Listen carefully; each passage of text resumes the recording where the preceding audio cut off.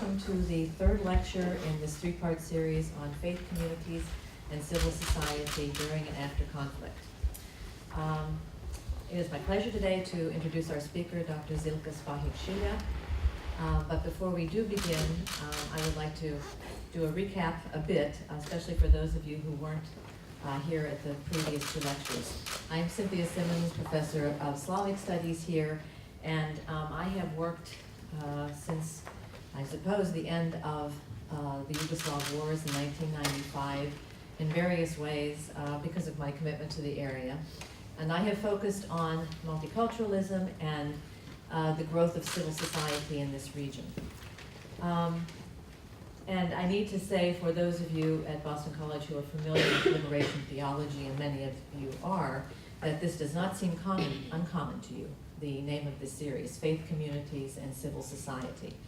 But the situation in Eastern Europe, post-communist Eastern Europe, and in other parts of the world that have suffered ethno-nationalist conflict are a quite different case. And in those regions, and for various reasons, it can be, again, the post-communist world, it can be a result of globalization, places that have civil war for these and other reasons, that in the search for identity, which often reaches backward in history, religious affiliation, religious heritage is the most salient feature of that identity. And that form of practicing a historical religion does not foster an open society. It is authoritarian and patriarchal, and for those of us who do not work in liberation theology, and that was myself, of course, the religious hierarchy, the faith communities were the problem.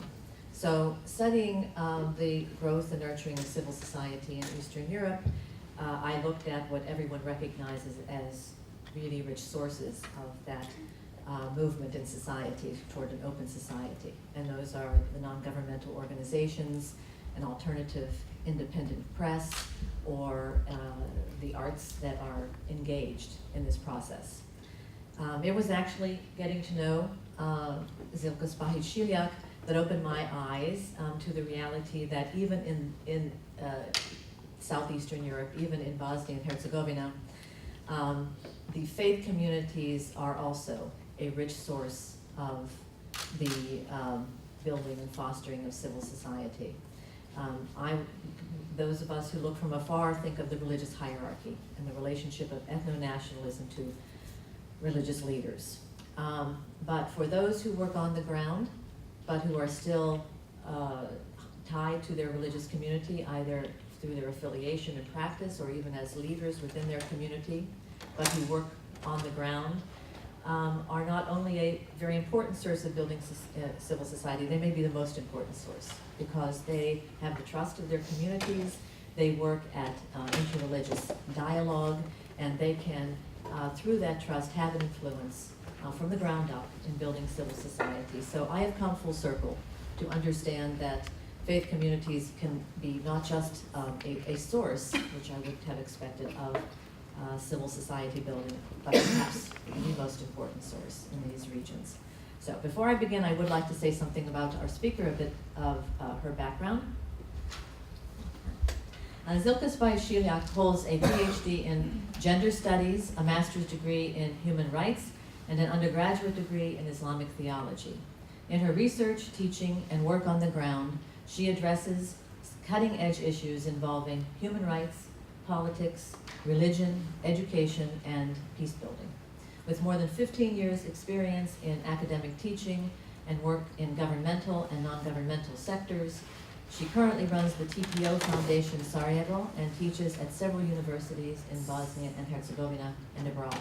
She has taught at numerous universities in the United States, and as a postdoctoral research fellow in Women's Studies and Religion program at Harvard University, she published Shining Humanity, Life Stories of Women Peace Builders in Bosnia and Herzegovina. Her other books include Contesting Female, Feminist, and Muslim Identity, Post-Socialist Contexts of Bosnia and Herzegovina and Kosovo, and Women, Religion, and Politics. We will have a reception after Zilka Spahić-Šiljak's talk, and I encourage you to speak with her perhaps even beyond the topic of today's lecture, because as you have heard, she has several areas of expertise, and you may have questions that don't relate exactly to this lecture, but would like to speak to her about. And so I have the pleasure now of introducing our speaker, Zilka Spahić-Šiljak, who will speak on Believers and Spiritual Capital for Peace, Bridging the Secular Religious Divide in Bosnia and Herzegovina.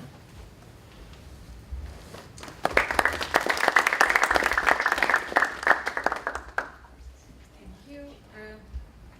Good evening, everyone. I'm glad to be back here. This is my third time, and I would like to thank Boston College and in particular Professor Cynthia Simons to make this happen. And as she said, my topic today is about believers who are basically try to bring social change in the Balkans and in Bosnia and Herzegovina. Today, when the world faces global challenges of nationalistic, chauvinistic, and even fascistic ideas, it is hard to speak about peace building, coexistence, reconciliation. Many feel that there is no sense in making any effort because everything is falling apart. And why bother at all? Why invest any energy? If nationalists and those in power in that region destroy the peace that we have been building for years. However, some individuals in the Balkans and in Bosnia in particular, who happen to be believers, feel that it's worth investing in peace despite all of the challenges. To explain why some peace builder activists didn't want to be defeated by evil and why they still work and believe in good, I'm going to tell you at the beginning a short story. When the king Nimrod in Babylonia put the prophet Abraham in the fire to punish him for destroying his idols, a small bird flew over with a can of water to help Abraham. All other birds laughed at her. "What are you doing?" they said. "That drop of water cannot possibly extinguish the flame." She answered, "I know this drop of water will not put out the fire, but I want to show through my actions which side I'm on." So like the small bird from this story, many faith-based activists in Bosnia do not want to give up, and they tirelessly promote tolerance, openness, and solidarity in their communities. For them, becoming a human being is an adventure, an everyday pilgrimage. It is adventure because they think that life is given to us as a space to search for ourselves. It is a pilgrimage because we have to constantly rediscover the holy place in our own being. What is specific in their social activism is faith that drives them to be the wheel of change and to lead by example and to hold themselves as accountable citizens and human beings. Faith can serve as a source of social change and can bring different groups together around common ideas. Its role can be formal through official religious communities and churches, but also informal through the work of individuals who are engaged in civil society. Faith has driven many activists in Bosnia to work on linking believers from various religious traditions, but also non-believers who share similar ideas and concerns for the social well-being in their communities. Today, I will speak about secular religious divide and how faith-based activism in Bosnia can help in overcoming these divisions when applying relational dialogism. To this end, I will present two faith-based programs. First, 3 monotheistic voices run by International Multi-Religious Intercultural Center Zajedno, Together. And second, live program of learning for ethical values run by TPO Foundation Sarajevo. I will be speaking from two perspectives, that of a scholar and that of an activist who is involved in faith-based activism for years in that region. The two programs I will present today gather scholars and practitioners of various backgrounds, and they are theologians, scholars, activists, who believe that religion has power to translate idea of peace and development in the social realm. I first need to explain the concept of relational dialogism. It was proposed by a scholar, Adam Wilson, to counter post-secular dualism biases that operates on three dichotomies. The first is institutional religious versus ideational secular.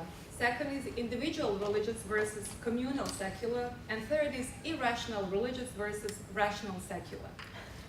These biases lead to the confinement of religion into private sphere, reducing it to irrational thinking that shouldn't be part of public domain, as Westphalian Treaty designated religion as private matter, and secularization theory continued to support it, believing in its decline in public realm.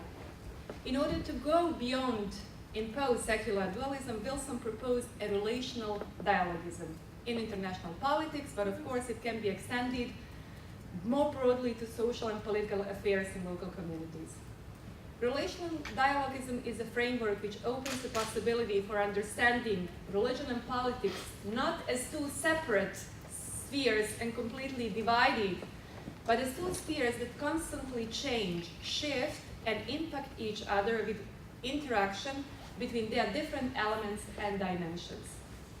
In the Balkans, the gap between secular and religious understanding of human rights, freedom of speech, and reconciliation is still enormous, and there was no so much collaboration or employment of religion in resolving national and global issues. The two aforementioned faith-based initiatives and programs show that it is possible to challenge ethnic divisions in that region, but also to challenge religious dogmatism and status quo polity. Faith is not also taken seriously in social capital formation, and it's not utilized enough in pursuing dialogue and peace. Social capital is generally understood as any form of relations that enables groups of citizens to work together and accomplish common goals. To achieve any goal, people need to develop and nurture relationships across various social and political and cultural circles, as John-Paul Lederer noticed that relationships are central part of constructive change in peace building and reconciliation. But there are different levels of relationships that can help social change and community development. The first one is bonding between members of family or groups who share similar interests. The second one is bridging between individuals and groups who have less in common but may have overlapping interests. And third is linking, connections that goes beyond peer boundaries and outside one's own regular circles. Faith plays an important role in bonding the members of its own community, but organized religious communities and churches are not always productive for social capital formation because they are very often self-centered, and sometimes they do not find themselves as part of civil society, but rather as its alternative. This is the case very often with churches and faith communities in the Balkans. Faith institutions do not go beyond bonding level because, as Scott Appleby notices, religious leaders failed to employ their potential for peace building in local communities, as they think that their role is limited to maintaining institutions and taking care of their own flock. Some of the churches and faith communities remained silent during the war and after the war because they supported war criminals and ethnic divisions. Some churches even ostracized those who stood up for freedom of speech and criticized the silence over crimes that are committed on their behalf. But also international donors didn't find church and faith communities as partners and allies in peace building and reconciliation right after the war, but it has changed over time. Keeping all of this in mind, it is evident that the first human rights activism right after the war were not driven by religion, and many didn't dare to use religion right after the war as an argument in peace building. Over time, however, it changed, and women's human rights organizations were the first ones who started using religion as an argument in peace building. Rare exceptions also included San Franciscan friars. Their activism, however, went far beyond mere criticism and academic work. They launched dozens of initiatives and programs in secular NGOs where they found fertile ground and freedom to work without pressure from religious communities and church hierarchies, but also from the state ethno-national institutions. They also introduced religious vocabulary into conversation about human rights, education, and dialogue between different worldviews, both religious and secular. So the first program initiative I would like to present today is Monotheistic Three Voices in a Secular Context. IMITS Zajedno Together, organization from Sarajevo with its leader, a Franciscan priest, Marko Oršolić, and who is also a professor of political science, and he is a pioneer of interreligious dialogue in that region, launched very unique program titled Monotheistic Three Voices in order to bring together believers of the three Abrahamic religious traditions as well as non-believers. IMIT's work is primarily informed by religious teachings of love, respect, compassion, and justice, the theological legacy of liberation theology, and the local Bosnian tradition of neighborliness, komšiluk, nurturing ties with your neighbors. Although IMITS has more formal members who coordinate certain activities, most of work rests on informal groups and individuals who form a chain of connections in order to create networks that will facilitate social change. The social capital connections and networks that IMITS Zajedno built over the course of 25 years contributed to secular religious dialogue and collaboration around many issues in Bosnia. These informal connections build strong social networks. The social network theory identifies these individuals as connectors, or as boundary spanners, or as Mark Gopin describes them, I quote, people who have the courage to move beyond their immediate close network and reach out to others. These people simply dare to be true human beings. Friar Marko and some other Bosnian Franciscans were an artisan of ties, connecting inconceivably different societal and religious groups, an individual from journalists, artists, filmmakers, writers, to clergy persons, civil servants, etc. They also believe that the three monotheistic religious traditions can play a beautiful symphony together, and that the best and safest space for this is the secular arena, with its civil society organization, which enables believers and non-believers to come together and celebrate beauty of coexistence. Through its program, IMITS Zajedno employed relational dialogism to go beyond mere bonding of its members and link all those who wanted to participate in the symphony of togetherness. Monotheistic Three Voices performances were organized usually during the International Day of Peace in September, or Human Rights Day in December, or in May when entire Europe celebrates defeat of fascism.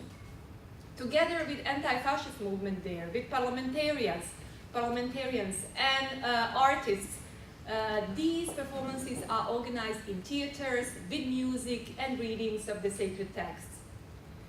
The challenge was, however, how to make the universal message of God available to a broader audience without formal religious rituals. Therefore, IMITS initiated academic programs, published relevant works, and provided education on dialogue and peace building. Another stream of this vision appeared in the IMITS collaborative project on religious education in public schools. IMITS, in collaboration with Goethe Institute, University of Sarajevo, TPO Foundation, and many other civil society organizations, designed the first textbook for multi-religious education in public schools, that is tuned to the spirit of the Bosnian multi-religious legacy. Religious education per se is not a problem, because most European countries have religious education in their schools.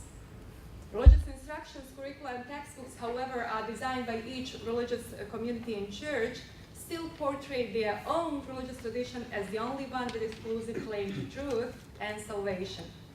And they have a lot of stereotypes in these textbooks about others. The second program initiative I would like to present as an example of collaborative work of believers and non-believers is the LIFE program of TPO Foundation. Transcultural Psychosocial and Educational Foundation, TPO Sarajevo, is one of the main proponents of multicultural education, and alongside with IMITS and some other civil society organizations. Some of its projects employed religion as an argument in promotion of women's rights, equality in education, and in this way, TPO Foundation attempts to bridge the gap between secular religious divide and secular faith communities, and connect not only different perspectives, but also people who otherwise wouldn't collaborate. As human rights activist and proponent of gender equality, I noticed that in promotion of women's human rights in that region, religious perspective was overlooked, and its potential for facilitating change is not used to advance equality and social justice. Together with colleagues from Croatia and Serbia, we developed the first textbook called Women, Believers and Citizens to address international human rights norms, in particular CEDAW Convention, Convention on the Elimination of All Forms of Discrimination Against Women, and UN Resolution 1325 of Women, Peace and Security. The idea was to open dialogue with secular women's organizations and institutions that employed exclusively international human rights language in promotion of gender equality, gender justice, and non-discrimination. That approach was not appealing to ordinary people, and religious perspective could help with its own vocabulary and concepts on human dignity, social justice, and solidarity. For the first time, secular and religious arguments went hand in hand to educate faith-based and secular activists, and the response was good, because the message of human rights was conveyed through the channels of religious and cultural norms that are familiar and intimately important to ordinary people. Another important TPO program is the Global Ethics in School, that became an important vehicle used for delivering the aforementioned message of equality, tolerance, openness, and solidarity. It was designed for public schools in Bosnia as a pilot program 5 years ago.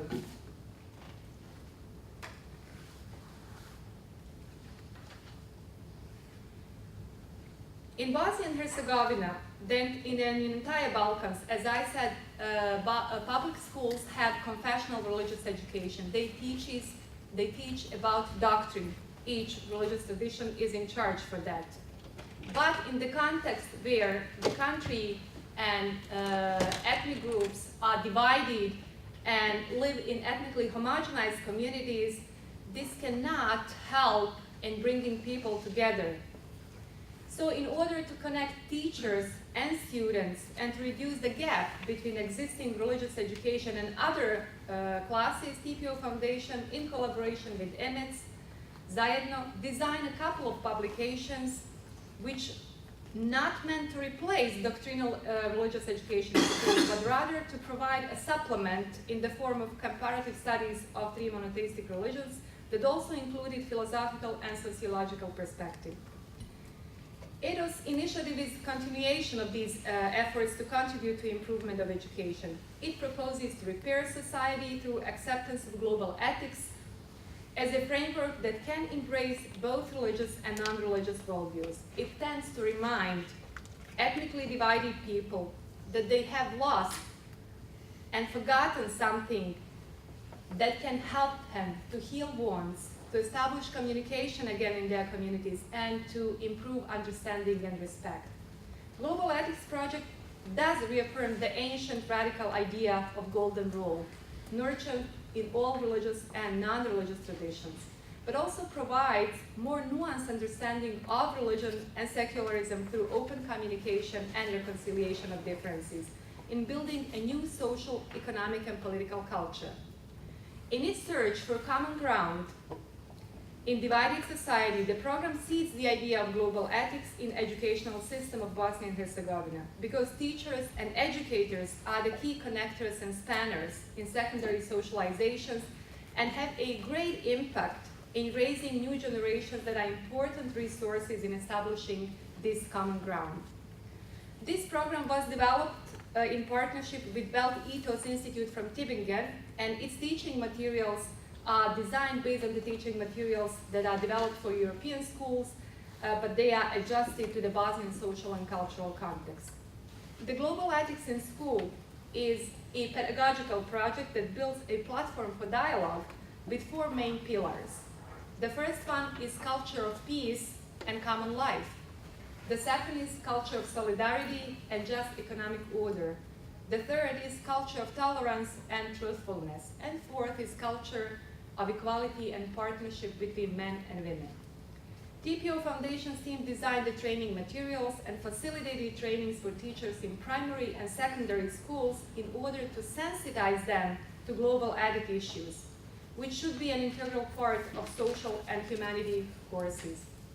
Part of this program is newly launched Global Ethic web portal Initiative Ethos that helps teachers in Bosnia and Herzegovina to upload their materials, to exchange ideas, and to discuss some of the issues with their colleagues across the country. Currently, TPO Foundation has more than 300 teachers trained in 4 cantons, and a group of teachers who will serve as trainers to further develop these ideas in their school environment. The teachers come primarily from fields of social science and humanities, but there are also science teachers who took part in the program because, as they explained, ethical human beings are needed everywhere, and when one teaches biology or physics or math, it is still possible to promote ethical values and contribute to the development of common ethos. What is particularly unique about this program is developing school of global ethics that will nurture and promote school ethos. It involves the entire school, from management, teachers, students, and parents. Each school and community needs to develop their own common ethos and to decide what are the key values that can help them to improve and promote peace building and reconciliation in their communities. In the post-socialist context, with strong ethno-national and ethno-nationalistic agendas, it is crucial to connect not only different religious perspectives, but also non-religious that are now minority in that region. And they are often left outside and seen as less relevant and less important, and sometimes even problematic. So I would like now to show you a short video to see basically how teachers in public schools understand this project of global ethics.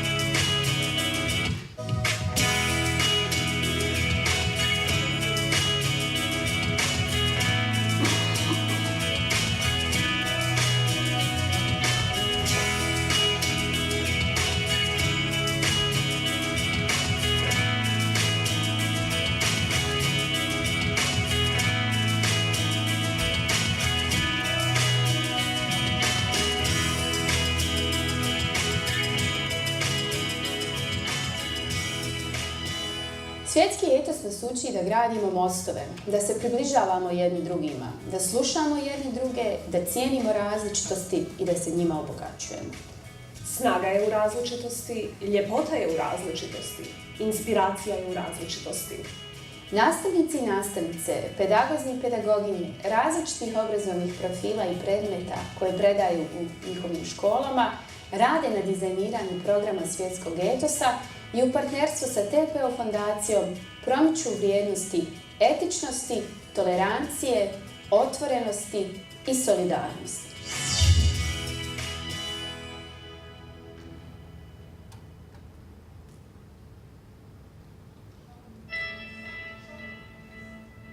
Veoma sam sretna što sam u projektu svjetskog etosa u školi. Ovo je nešto najljepše što mi se do sada dogodilo u mojoj profesionalnoj karijeri. Promicanje univerzalnih vrijednosti koji čovjeka čini čovjeka ne može biti ništa ljepše. Međureligijski dijalog dovesti među malene, to mi je nešto od mojih narednih ciljeva i mojih humane misije, mog posla. Čitav svoj radni vijek promičem univerzalne vrijednosti koje svjetski etos nalaže, govori i utemeljuje.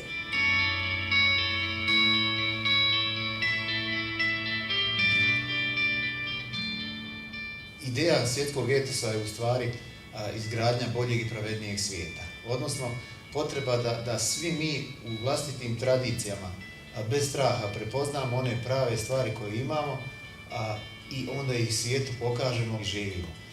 To sam krenuo u školi pomalo primjenjivati.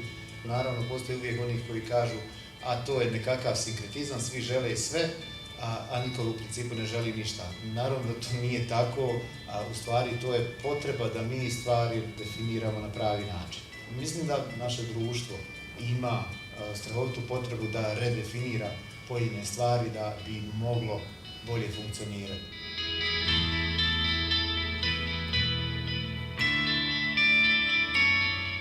Ovaj seminar na kojem smo mi danas ovdje prisutni je jedna dobra prilika da profesori iz obrazovanja, da oni se upoznaju sa svim ovim idejama kako bi iste promovirali u svojim školama, djeci i profesorima, a svakako ideja je dobra i za cjelokupno stanovništvo naše države Bosne i Hercegovine, jer u našoj državi upravo žive 3 konstitutivna naroda, živi mnoštvo pripadnika različitih religija. Ideja svjetskog etosa u uspostavljanju sveukupnog mira je idealna prilika da stvorimo jedno mirno okruženje u državi u kojoj živimo. Svjetski etos u cjelini predstavlja jedan koncept objedinjavanja najviših oblika razumljivih vrijednosti. On predstavlja poveznicu različitih spektara i različitih viđenja određenih vrijednosti i nastoji tražiti što je to zajedničko u svakom čovjeku pojedinačno i kada odredimo zajedničke vrijednosti, ja vjerujem da ćemo se znati sutra okupiti oko njih. Mi želimo da budemo određena slika i prilika primjene najvećeg stepena uspostavljenih vrijednosti. Želimo te vrijednosti prepoznati i želimo ih u edukativnom smislu ugraditi u školske obrazovne sisteme zarad bolje i uspješnije organizacije društva kako nas, tako i generacija koje dolaze.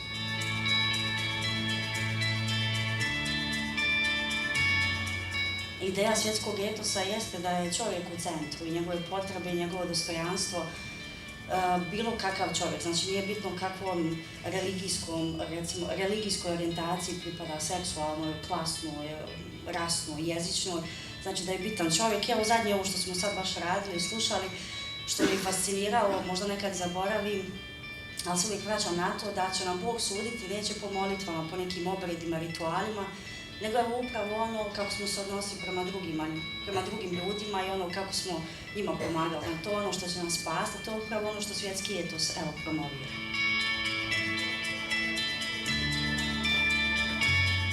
Svjetski etos za mene je projekat budućnosti. Svjetski etos ima program koji nudi zaista izvanredne moduse kako doprinijeti poboljšanju morala kod mladih iz razloga što omogućuje svima nama da ispoljimo svoje ja, a to isto omogućimo i drugima, odnosno da razumijemo druge i drugačije. Ja u školi u kojoj sam zaposlena, srednjoj ekonomskoj školi, već od prošle godine implementiram projekat svjetskog etosa kroz radionice sa djecom i naravno sve ovo u prilog onome da je projekat optimističan i da se uistinu može mnogo toga uraditi u onim ključnim ljudskim vrijednostima.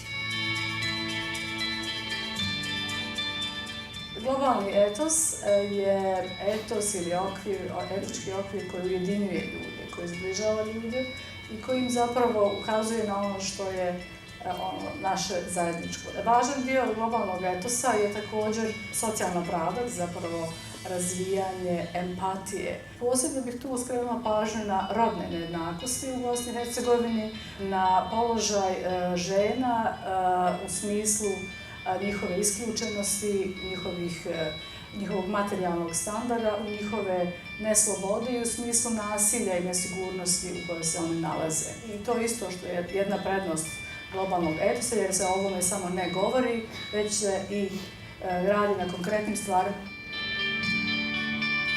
Iz te Božje osjetljivosti za ljudsku patnju proizlazi vjernička odgovornost i u kršćanstvu i u islamu imamo Božja imena, kvalitete koje mi trebamo ostvarivati u vlastitom životu.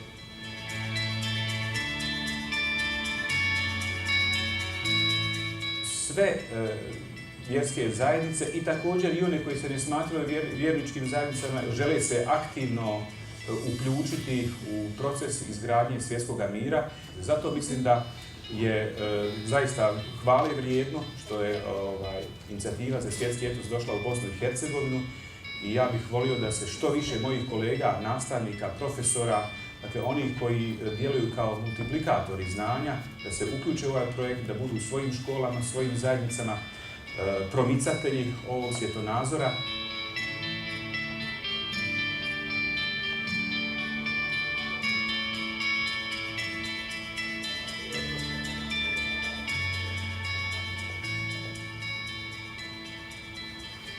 Etičnost, tolerancija, otvorenost, solidarnost, etos.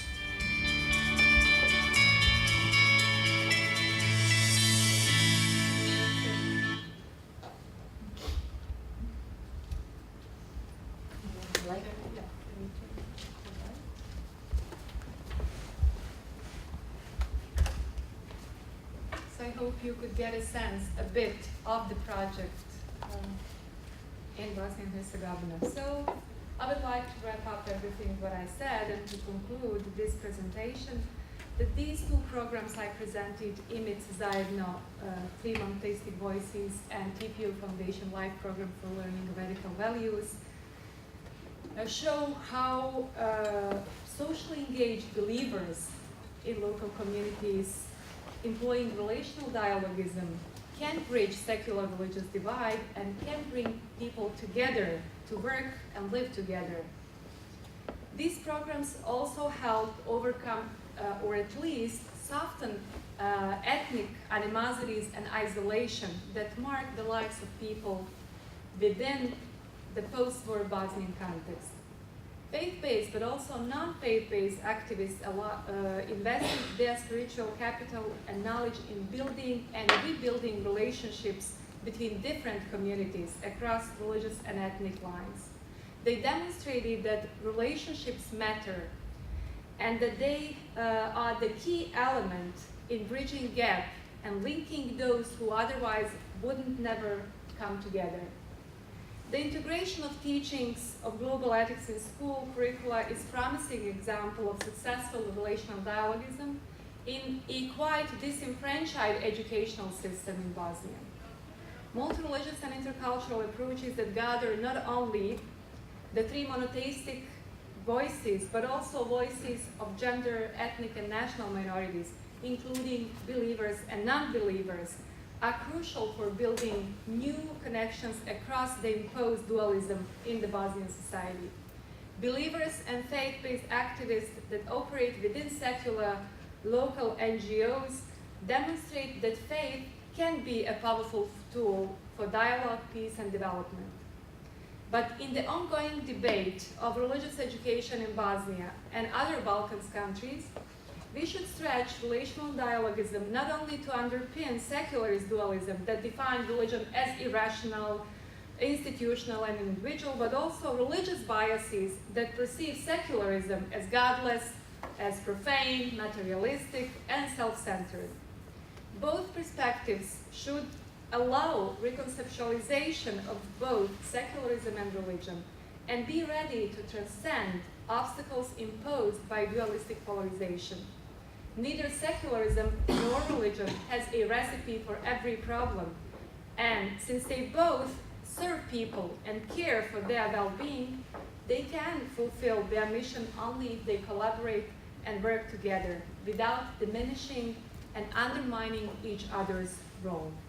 Thank you for your attention, and I will conclude now and leave some space for questions and discussion.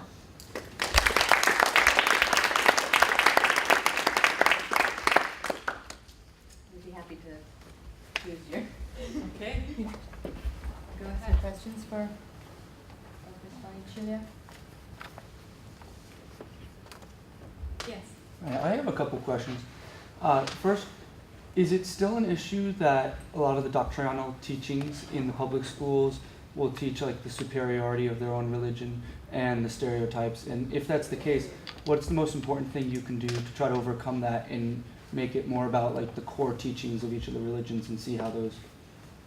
Yeah, as I said, and doctrinal teachings, they basically teach that their own religious tradition is the one that provides salvation, and this is the only truth. And they don't have enough space to portray others, and they live with others. And if they do, they basically still have lots of stereotypes. Under the pressure of OSCE, Organization for Security and Cooperation in Europe, they had to change a bit the content, but there are still lots of stereotypes. And this project ethos basically offers not only teaching materials, but also seminars where teacher can get supplement and materials, but also ideas, how to basically speak about others in their classrooms. Most of these teachers teach either Islamic or Catholic or Orthodox doctrinal education or philosophy or sociology or civic education, but it's important for them and provide them enough material to be able to deliver these contents. Most of them don't have a problem to do that. They are ready, but they don't have available textbooks. And all the textbooks that are produced before are not officially accepted by ministries of education. And if you are familiar with the Bosnian context, that disenfranchised educational system is really complex and complicated, and it's divided on 13 levels, so 13 ministries for education. And imagine, whatever you do, you have to contact 13 ministers in such a small country like Bosnia. So not to say anything, it's enough to see how difficult it is to navigate any change. Yeah. Can I ask something related? I'm wondering if you could explain to the students the situation with the two schools under one roof, where you have the religiously and ethnically divided schools, and where TPO Foundation has been able to encourage where the global ethics and where it has been accepted so far. Yeah. So as I mentioned, global ethics was developed in collaboration with World Ethos Institute in Tübingen, and the idea came from Hans King, Catholic theologian. And what is interesting that so far TPO has been working in 4 cantons, and 3 of them are Bosniak Muslim majority.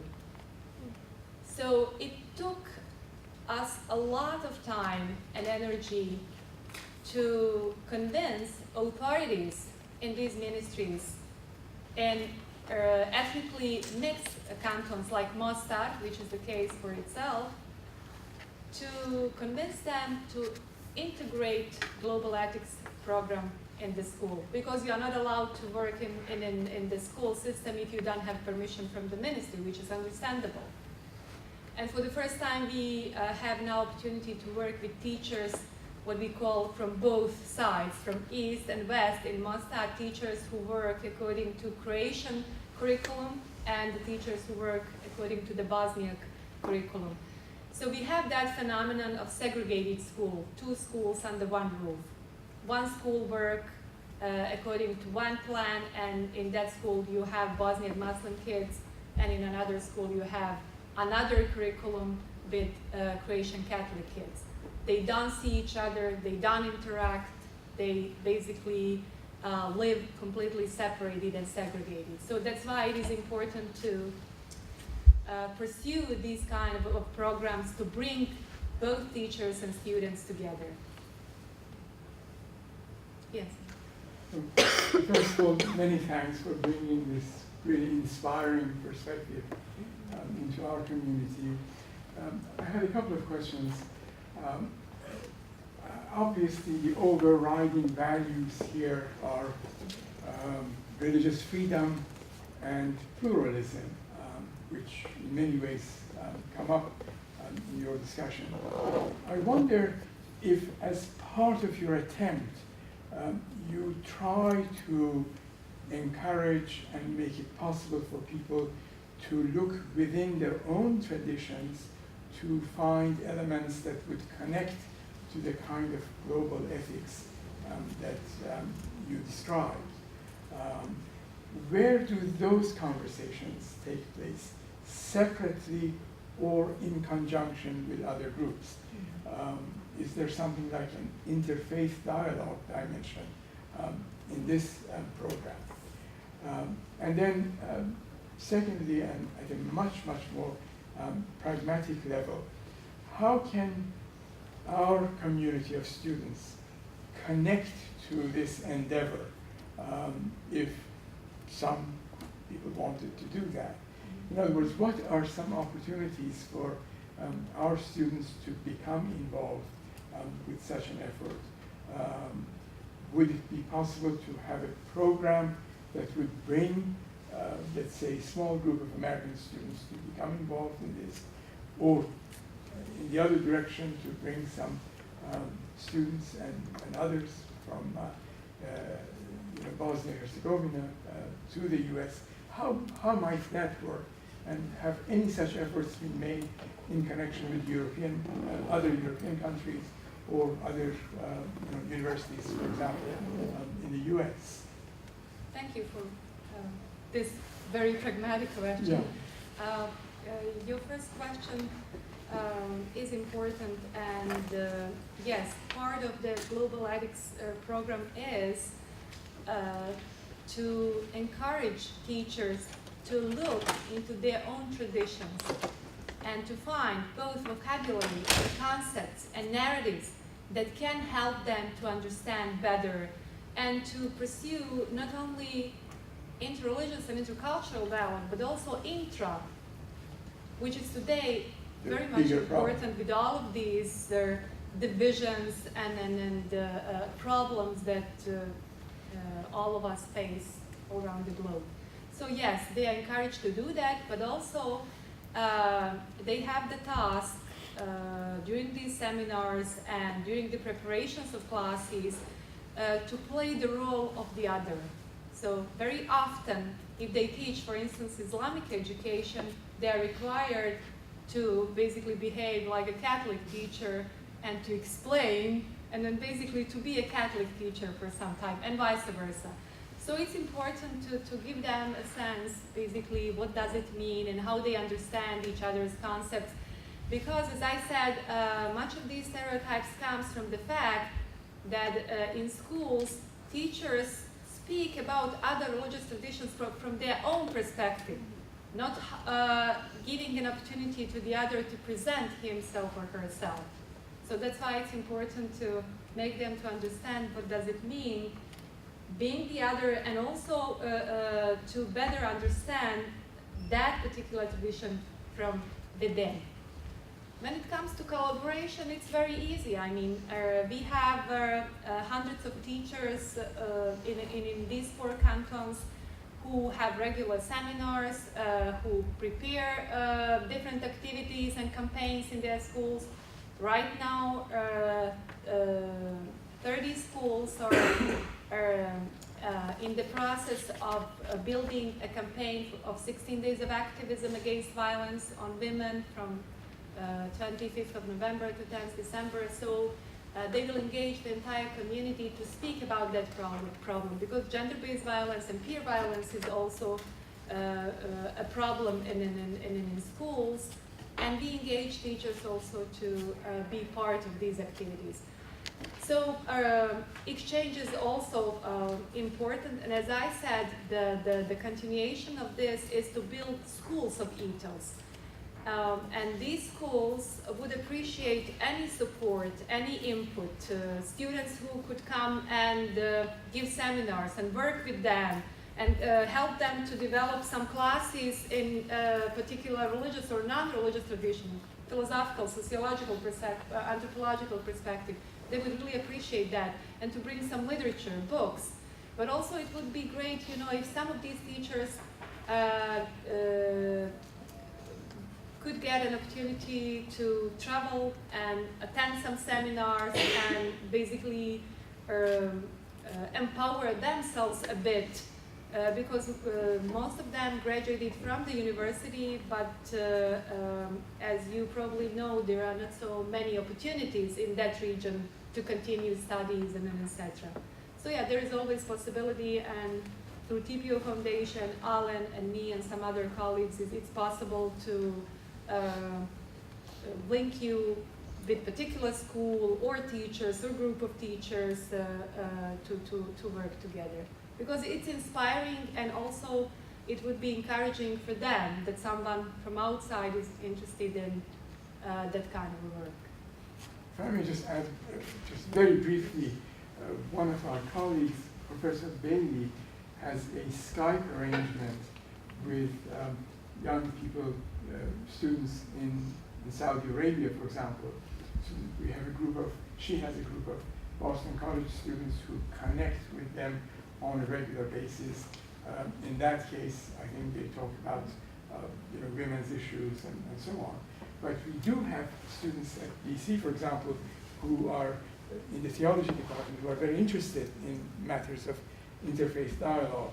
And I wonder if those kinds of arrangements, in a very preliminary way, could pave the way for, actual contacts, traveling to the region or inviting people to come back. I think she's here. You want to say a word, Kathy, about what you do? It's really related, I think. Yeah, it's possible, and many of these teachers speak English, so it's easier to have communication and then have them on board to talk about it, and then to be maybe part of the online community through the website Ethos Initiative. Also, they exchange materials, so you through that platform there is a possibility to make connections.